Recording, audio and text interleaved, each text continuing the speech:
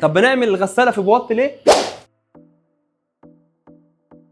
تفصيله تانية مهمه جدا. التفصيله دي بقى بتقول ايه؟ بتقول ان انا عندي غسالتين هنا، زي ما انتم شايفين الغسالتين طبعا بنعمل بوط. ما ننساش ان احنا كده كده البوط ده ليه بروز، اي حاجه لها بروز احترمها ان هي تكون جوه الحيطه. تمام؟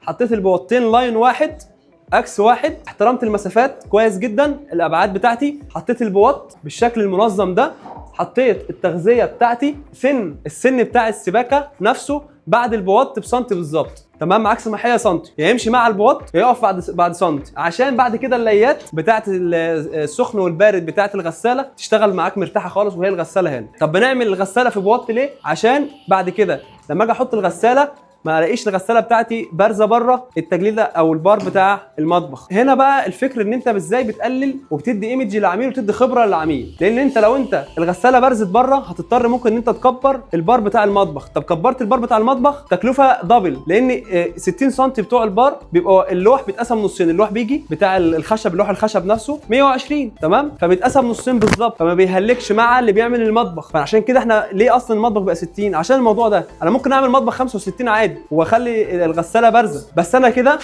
كده هقدرت وخليت المتر بمترين. طب انا ممكن اعمل تفصيله ثانيه يعتبر تفصيله بسيطه جدا، ان انا دخلت الشغل بتاعي جوه الحيطه ووفرت على العميل الفلوس. تمام؟ الصرف بتاعي موجود تحت اهو، عندي التغذيه والصرف كله لاين واحد. زي ما انتم شايفين دايما انا ببص على الاصلح، ما بشتغلش وخلاص.